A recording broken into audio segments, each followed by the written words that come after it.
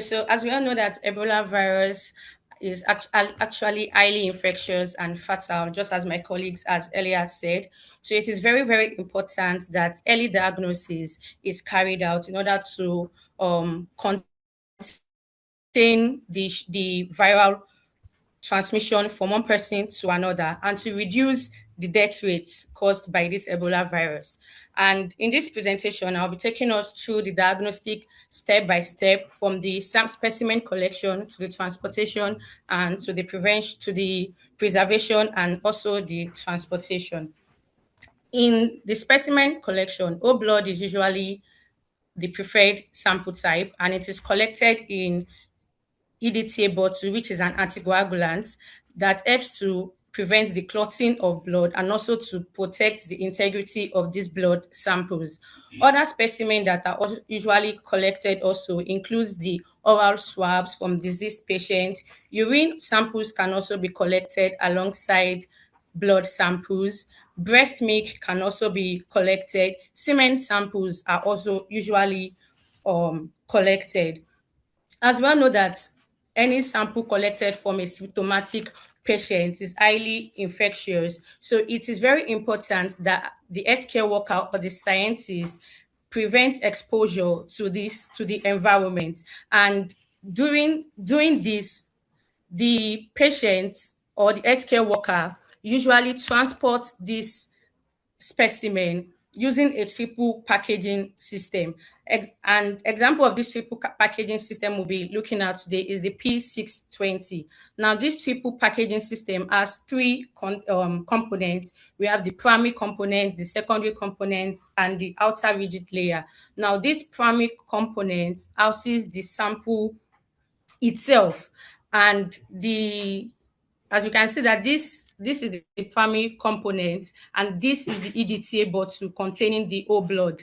Then we have the secondary container, which is usually sealable. So this triple packaging system, the secondary container is sealable and leak proof in case the primary container fails, and then the outer rigid container is the one that protects the sample during transportation.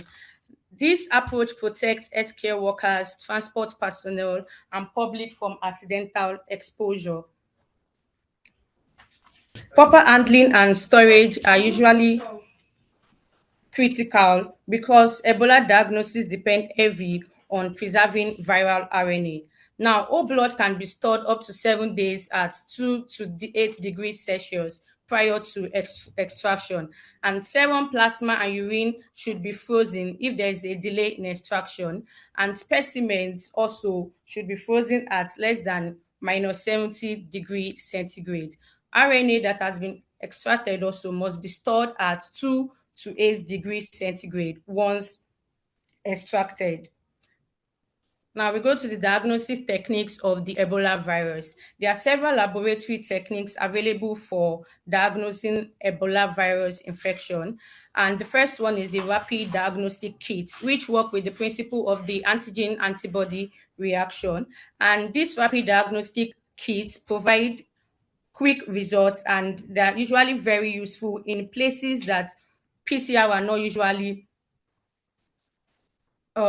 available, and it can also be used during outbreaks or in field settings where immediate decisions are necessary. Another technique also is the enzyme link immunosorbent assay, which is the ELISA, also working on the principle of the antigen antibody reaction. Now, this ELISA helps to detect the viral antigen or antibody that has been produced to this that have been produced against the virus. We also have the sequencing, we have the viral culture, and we also have the electron microscopy. So this electron microscopy can directly visualize the virus particles and confirm their characteristics, filaments, appearances, just like it's shown here on the slide.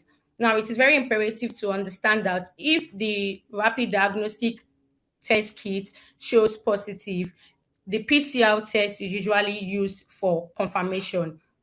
This brings us to the confirmation of the diagnosis by laboratory testing using the gold standard. And the gold standard for the diagnosis of the Ebola virus is the real-time reverse transcription polymerase chain reaction. Now, this PCR is usually very sensitive and specific. And the process of the diagnosis of the Ebola virus using this RT-qPCR is that this reverse transcriptase enzyme will convert the RNA to complementary DNA. So the step-by-step process is that after the whole blood has been collected from a um, symptomatic symptomatic patients, the RNA is then extracted from this whole blood, and then after it has been extracted, the reverse transcriptase enzyme in the PCR converts the RNA to cDNA,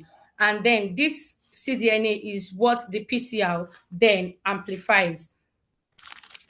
The the target gene sequence for these Ebola viruses are actually very, very we have the VP40, we have the nucleoprotein, we have the glycoprotein also. So the RT-qPCR diagnosis of Ebola involves extracting the viral RNA from the blood, converting the RNA to the cDNA. Then the PCR then amplifies the Ebola specific genes such as the NP, which is the nucleoprotein, and the VP40. And these genes are usually small DNA fragments called primers, and they recognize and binds to Ebola sequences. And if Ebola genetic material is present, those sequences are copied repeatedly, and after many cycles, millions of copies are usually produced, and the amplifications are usually detected using fluorescent probes.